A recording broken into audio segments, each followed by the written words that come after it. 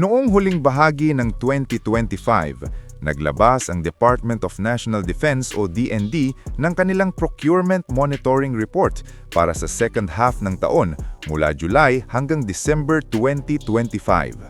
Sa report na ito, makikita kung alin sa mga proyekto ng Armed Forces of the Philippines ang nasa bidding stage, ongoing at alin na talaga ang tuluyan ng na-finalize. Bahagi ito ng transparency effort ng DND para ipakita sa publiko kung saan napupunta ang pondo at kung gaano nakausad ang modernization program. Sa video na ito, magfo-focus tayo sa mga projects under DND BAC-1, lalo na sa mga completed procurements. Ibig sabihin, may pirma na ang kontrata at may notice to proceed na. Sa madaling salita, tapos na sa papel at pwede nang umandar ang actual implementation.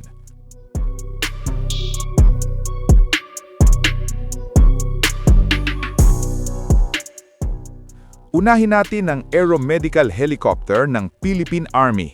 Isang unit ng Bell 412 EPX ang binili na may total contract cost na mahigit 1 bilyong piso. Parehong nilagdaan ng kontata at notice to proceed noong December 26, 2025.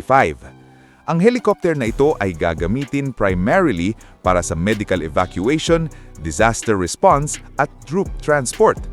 Importante ito lalo na sa mga malalayong lugar at sa mga emergency situations kung saan mabilis na transport ang kailangan.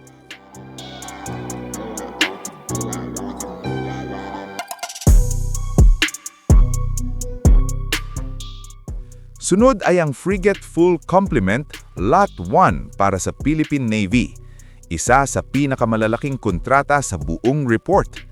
Ang halaga nito ay halos 34 billion pesos at nilagdaan din noong December 26, 2025. Kasama sa proyektong ito ang mga platforms na may kasamang missile launchers na malinaw na indikasyon na pinapalakas na ng Navy ang combat capability ng mga frigates nila. Hindi lang ito tungkol sa bagong barko, kundi sa kakayahan nitong ipagtanggol ang sarili at makipagsabayan sa modern naval threats.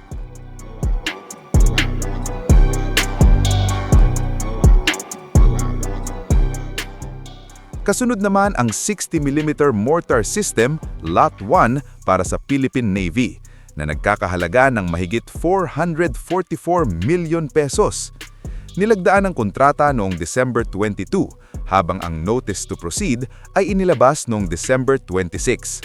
Kahit mas maliit ang halaga kumpara sa ibang proyekto, mahalaga pa rin ito para sa close-range fire support, lalo na sa amphibious at base defense operations ng Navy.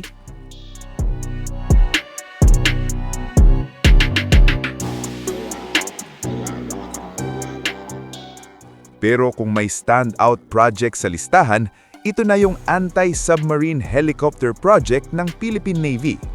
Ang kontrata ay nagkakahalaga ng mahigit 42.2 billion pesos at parehong nilagdaan ng kontrata at notice to proceed noong December 29, 2025. Ibig sabihin, opisyal nang umuusad ang matagal nang inaabangang ASW helicopter acquisition.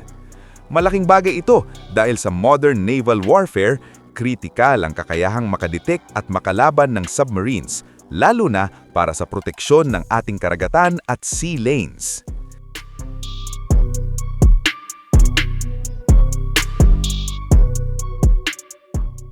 Hindi rin nakalimutan ng DND ang personal protection ng mga sundalo. Noong December 29, 2025, nilagdaan ng kontrata para sa procurement of body armor ng Philippine Army na may halagang halos 7 billion pesos. Direktang makikinabang dito ang mga troops sa field, lalo na sa internal security operations. Simple man ito kumpara sa ibang high-tech systems, pero body armor literally saves lives.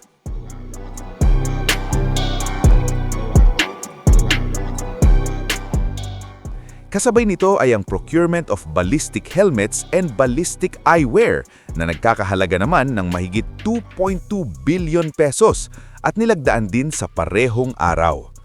Kapag pinagsama ang body armor, helmets at protective eyewear, malinaw na ang focus ay survivability at safety ng bawat sundalo, hindi lang firepower.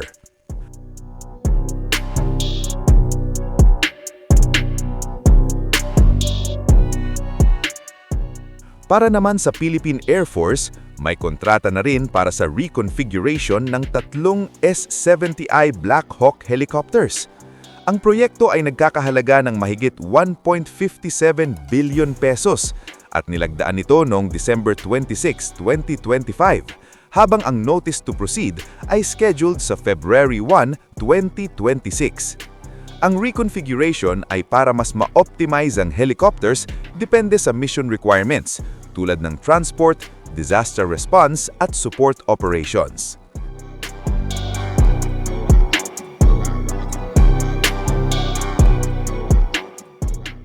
Sa ngayon, malinaw na ipinapakita ng DND Procurement Monitoring Report na tuloy-tuloy na ang galaw ng AFP Modernization Program. Hindi na ito puro plano o announcement lang, may kontrata na, may pondo na at may malinaw ng direksyon na ang mga proyekto. Ang susunod na mahalagang bantayan ay kung gaano kabilis at kaayos maidi-deliver ito at kung gaano kalaki ang magiging epekto nila sa actual na kakayahan ng Armed Forces of the Philippines.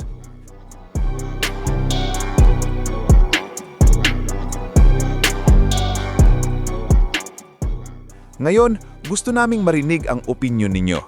Sa lahat ng proyektong nabanggit natin, frigates, anti-submarine helicopters, body armor at Black Hawk upgrades, alin sa tingin ninyo ang pinakaimportante para sa seguridad ng bansa? At bakit? I-comment ninyo sa baba. Babasahin namin ang insights ninyo. Kung sa tingin mo mahalagang mas maraming Pilipino ang makalaman kung paano ginagastos ang defense budget ng bansa, ay i-like ang video at i-share ito. At kung gusto mong manatiling updated sa mga susunod na balita tungkol sa AFP modernization, ay mag-subscribe ka na at i-on ang notification bell. This is Philippine News. Salamat sa panonood at kita-kits sa susunod na video.